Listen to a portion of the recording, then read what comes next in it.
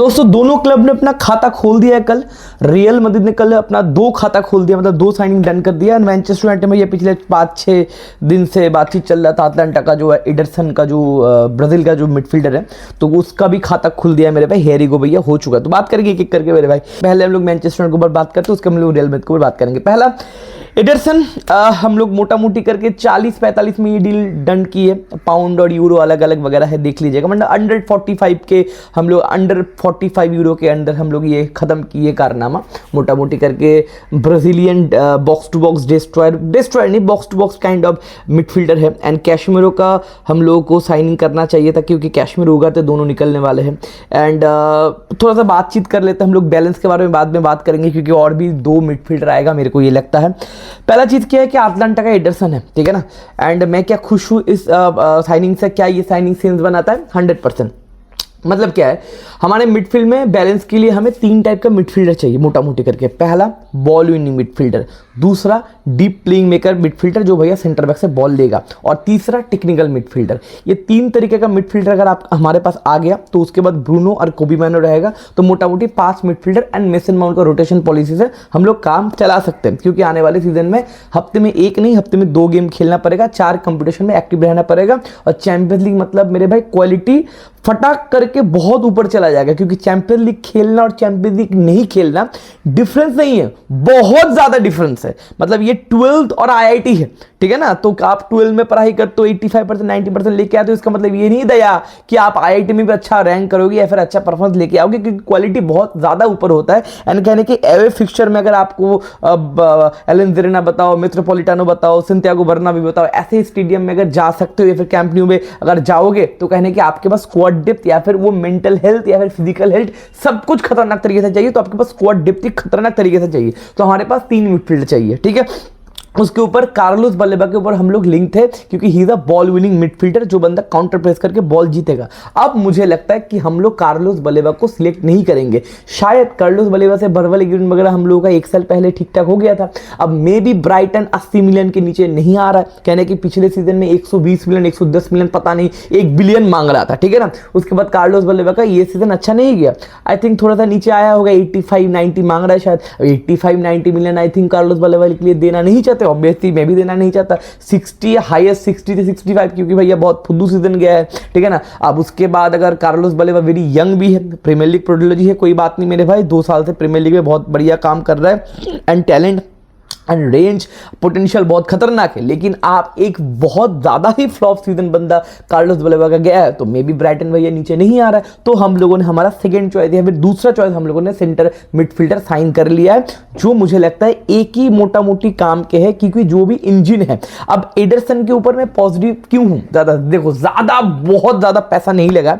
Although 40-45 million अभी के time में ज्यादा लग सकता है, लेकिन अभी के टाइम में भैया देना पड़ता है, ठीक है ना। फ्लोरेनविट साइन हुआ 130 मिलियन में, इनजो फर्नांडिस साइन होते 135 मिलियन में, छोटे छोटे मिडफील्डर भैया 80, गॉर्डन भैया बार्सिलोना ने साइन किया 80 मिलियन में, तो आपको देना पड़ता है। अब एडरसन फ्लैशी नहीं है, एडरसन बहुत ज्यादा मतलब अट्रैक्टिव ऐसा मैं नहीं, Anderson is not a big name, but he is a very underrated name. क्योंकि मुझे अकॉर्डिंग टू मी पिछले डिकेड का मेरा one of the favourite manager है गैस्पेरिनी। गैस्पेरिनी बहुत ज्यादा हार्ड वर्किंग फुटबॉल खिलाता है। देखो रोमा को भाई गैस्पेरिनी ने भैया यूसीएल में क्वालिफाई कर दिया, ठीक है। रोमा बहुत सालों से 7-8 साल से भैया प्रॉब्लमेटिक फेज में थे। अब गैस्पेरिनी गया पहले सीजन में भैया यूसीएल क्वालिफाई कर दिया। और वो गैस्पेरिनी पिछले 3-4 साल से जो अटलांटा का राइज हुआ है, गैस्पेरिनी 5-6 साल पहले आया था, कितना 2017-18 में भी आया था, एक बार देखना पड़ेगा। तब के टाइम में अटलांटा भैया रिलीगेशन बैटल वगैरह फेस करते थे, वहां से गैस्पेरिनी लेके अटलांटा को रेगुलर यूसीएल खिलाया। और मैं गैस्पेरिनी का बहुत ज्यादा एडमायर हूँ, क्योंकि बंदा बहुत ज्यादा हाई मेटलिक फुटबॉल खिलाता है, हार्ड हिटिंग फुटबॉल खिलाता है। याद है यूरोपा लीग का फाइनल बायर लेवर्कुसेन भैया अनडिफिटेड था, ट्रेवल चेस कर रहे थे, मतलब यूरोपा का ट्रेवल चेस कर रहे थे, लेकिन फाइनल में मुंह तोड़ जवाब दिया था, 3-0 से आ रहे थे। आदामोला लुकमन ने भाई हैट्रिक मारा था, वो गैस्पेरिनी का अटलांटा था मेरे भाई। एंड बहुत ज्यादा hard working high metallic direct football खिलाता है गैस्पेरिनी। डिफेंसिव मतलब ठीक है, लेकिन अटैकिंग वाइज भाई देखने में मजा आता था। और उस गैस्पेरिनी सिस्टम में मेन मिडफील्डर था अटलांटा का ये बंदा एडरसन। ये बंदा इंजन है, ये बंदा भागने वाला कुत्ता है, प्रोफेशनल है, अंडररेटेड है, मेहनती है, एंड कहने की बंदा फिट भी रहता है। पिछले 3-4 सालों में मोटा मोटी करके मैंने देखा 10 से 11 मैच बंदे ने फॉर द फिटनेस मिस किया। तो कहने कि आपके लिए अवेलेबिलिटी रहेगा एंड हमारे पास जो बॉल विनिंग मिडफील्डर है, जो बॉक्स टू बॉक्स ये बॉल जीतेगा, काउंटर प्रेसिंग करेगा, फिजिकल डुएल जीतेगा, शोल्डर टू शोल्डर करेगा, ये डर्टी वर्क करने वाला मोटा मोटी हम लोगों को एक प्लेयर मिल गया है। बंदा क्या बॉल के साथ कंफर्टेबल है? ये बंदा बॉल के साथ कंफर्टेबल है। डिटेलिंग में मैं बाद में वीडियो लेके आऊंगा, किस तरीके से हम लोग बैलेंस वगैरह फाइंड करेंगे, मैं बाद में लेके आऊंगा।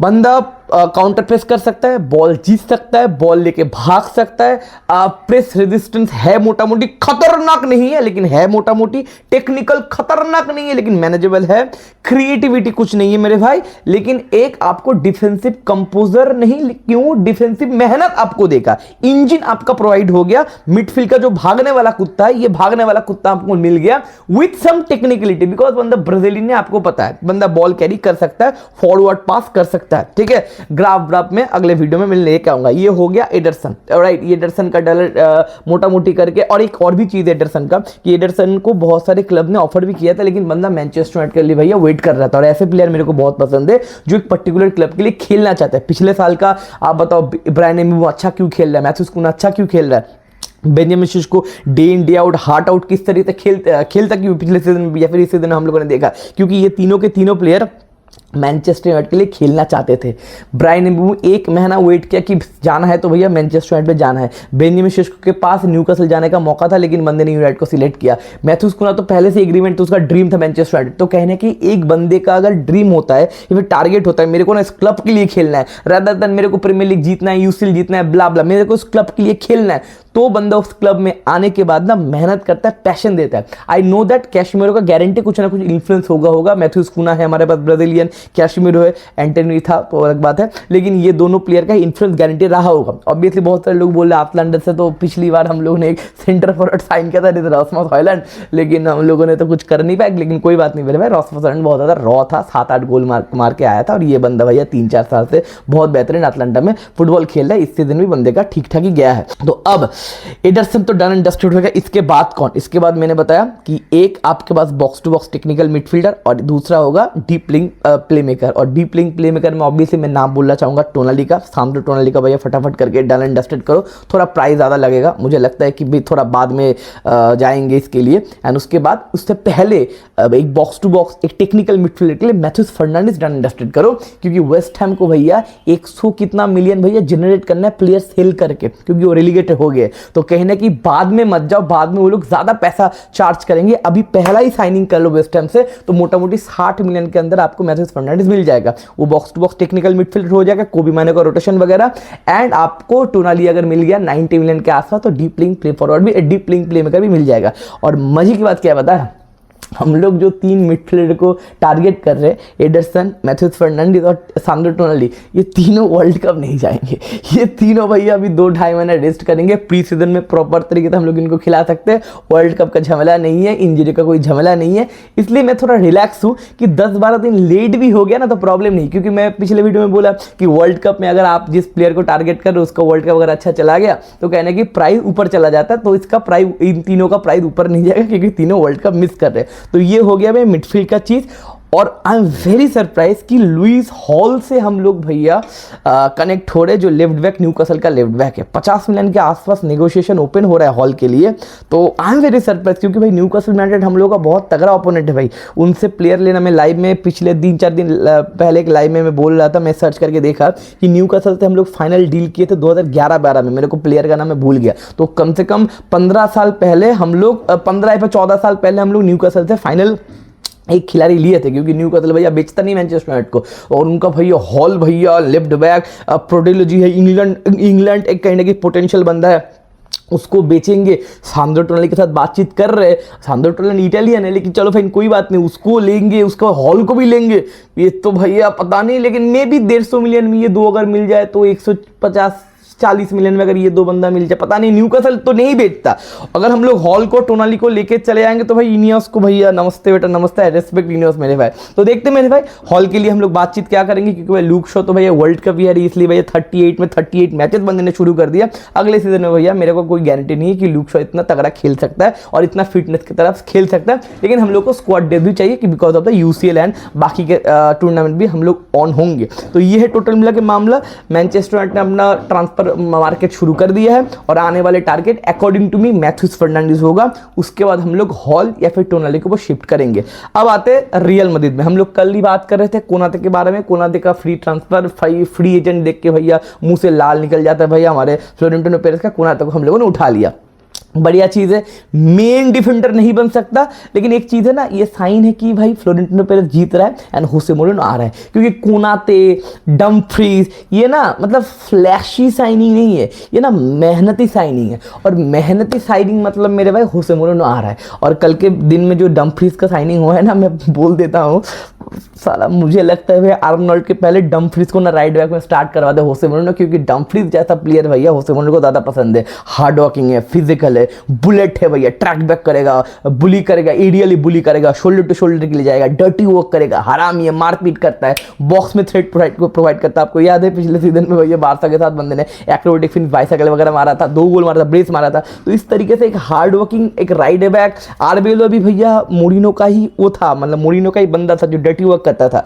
तो डम्फ्रीज का साइनिंग बहुत बड़ा एंड कहने की लॉजिक भी प्रोवाइड करता है। एंड कोनाते फ्री एजेंट है मेरे भाई, 27-28 साल का बंदा है, फ्रेंच है, 4 and 1 साल का 4+1 ईयर का भैया कॉन्ट्रैक्ट है। तो आराम से 32 तक हौले हौले भैया हो जाएगा। मेहनती है, दिमाग थोड़ा गवार है, बॉल कैरी कर सकता है, एरियली सुपर्ब है। आई थिंक हम लोगों ने मोटा मोटी इधर मिलिता या फिर रूडिगर को हम लोगों ने मोटा मोटी रिप्लेस कर दिया। रूडिगर को भी 1 साल का कॉन्ट्रैक्ट दिया जा रहा है, बातचीत चल रहा है। एंड मिलिताओ का तो भैया आई डोंट नो, फिर से ACL, फिर से 6 महीने के लिए बाहर, वर्ल्ड कप मिस, पता नहीं क्या क्या बंदा मिस करेगा। तो इसके लिए हम लोग बात ज़्यादा नहीं करेंगे। मिलिताओ के ऊपर मेरा भैया बहुत प्यार या फिर बहुत अट्रैक्शन अभी नहीं रहा। तो हम लोग ने डीन हाउसन का साथ कोनाते, मुझे लगता है और भी एक सेंटर बैक हम लोग साइन करेंगे और एक हम लोग ऐसा प्लेयर साइन करेंगे जो सेंटर बैक या फिर लेफ्ट बैक खेल सकता था।